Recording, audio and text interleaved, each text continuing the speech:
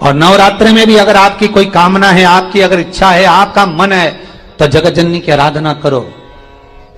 पति और पत्नी में अगर क्लेश है तो जगदम्बा के मंदिर में मक्खन चढ़ाओ।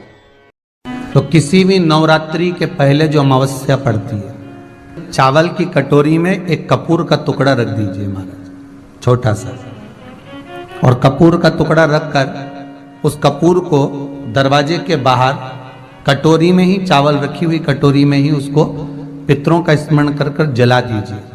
और जलाने के बाद उस चावल को कहीं भी किसी भी वृक्ष की छांव में पक्षियों के लिए डाल दीजिए। शिव महापुराण की कथा कहती है, अगर मान लो पितृ आपको कष्ट दे रहे हैं, पितृ आपको तकलीफ दे रहे हैं, कोई काम नहीं होने दे रहे हैं, या कहीं आपको ऐसा लगता है कि पितरों का दोष है, तो वो पितृ दोष देवी, अब ये जो आप करेंगे ये कब कर रहे हैं? अमावस्या के दिन आप उसको रख रहे हैं। अमावस्या के दिन उसको रखकर रात भर आपने रखा कपूर के साथ में, सुबह एकम पड़ गई, नवरात्रि लग गई। और कितनी महत्वता कलश की महाराज। जिनके घर में ज्यादा रोग हो, बीमारी हो, ज्यादा तकलीफें आ रही हो, कष्ट बढ़ रहा हो, बीमारियां बढ़ रही हो, या भय लग रहा हो, डर लग रहा हो, हृदय चित्त में कहीं ना कहीं आपको भय का भान हो रहा हो, तो एक लोटा पानी, एक कलश में जल भर कर रख लीजिए और रात भर उसको रखे रहने दो। नवरात्र चल रहा है, उस कलश को रात भर रखकर सुबह सुबह उस कलश में एक बेलपत्र डालकर उस जल को नीम के पेड़ के नीचे, जहां नवरात्रि में नीम के पेड़ के नीचे सारी विद्याएं, आद्य शक्तियां, सारी देवी उस नीम के पेड़ के नीचे विराजमान रहती हैं। उस कलश में एक बेलपत्र डालकर रात भर रखकर उस जल को पूरे घर में घुमाकर उस नीम के पेड़ के नीचे समर्पित कर दीजिए महाराज। घर में भय लगना बंद हो जाएगा, कोई बड़ी बीमारी आपको घेरेगी नहीं, और उस बीमारी से, उस रोग से आप मुक्त रहेंगे, उस बीमारी से। और नवरात्रि में भी देवी की आराधना का एक स्मरण का सुख है महाराज। ज्योत का विधान है, नवरात्रि में देवी की ज्योत लगती है, अखंड ज्योति लगती है, जवारे बुआए जाते हैं, कलश लगता है, ज्योत का भी विधान है। जिसके यहां दिया अखंड जलाया जाता है, अगर वो दिए की लो, दिए की बाती अगर दक्षिण दिशा की होती है, तो उसके घर में साल भर में एक घात जरूर होती है।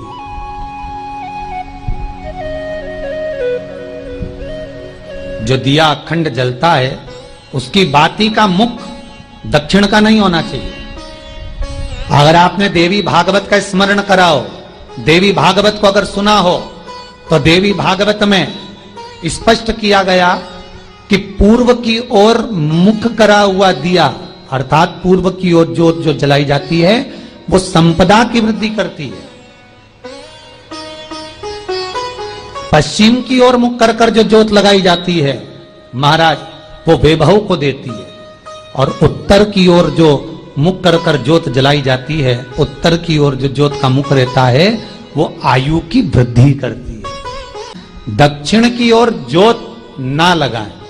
अगर आपको लगाना है पूरब की लगाएं, पश्चिम की लगाएं, या उत्तर की लगाएं। और जितने दिन महारानी जगदम्बा, जगतधात्री, दुर्गा भवानी, अब की बार माता जी घोड़े पर आई है। हर बार देवी बदल बदल के आती है, इस बार जो नवरात्रे आए वो घोड़े के आए।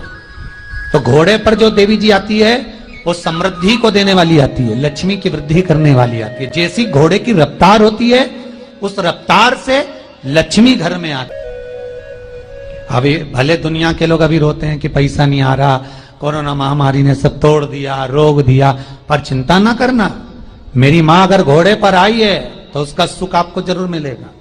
एक जरा सी मिट्टी की दुकान भी अगर आप खोल कर बैठेंगे तो चांदी और सोना के बराबर कमाएंगे, इतना धन देगी वो मारा। साधारण नहीं है मेरी माता। तात्विक सुख का आनंद देने वाली, लाभ तत्व प्रदान करने वाली। और नवरात्रि में भी अगर आपकी कोई कामना है, आपकी अगर इच्छा है, आपका मन है, तो जगत जननी की आराधना करो। पति और पत्नी में अगर क्लेश है तो जगदम्बा के मंदिर में मक्खन चढ़ाओ, प्रेम बढ़ जाएगा। आपको लगता है कि पति कोई अन्य स्त्री से लगा हुआ है, या परिवार टूट रहा है, तलाक तक पहुंच गया है, तो माता के मंदिर में आप ध्वजा लगवाइए, उस ध्वजा पर मक्खन लगाकर लगवाइए, आपको लाभ मिलेगा। महाराज, यदि आपको लगता है कि बच्चे बहुत ज्यादा अपशब्द बोल रहे हैं, मुंह चला रहे हैं और प्रेम नहीं रख रहे, तो माता के मंदिर में लाल पुष्प, लाल चंदन और लाल चूड़ी माँ को समर्पित करिए, प्रेम बढ़ेगा।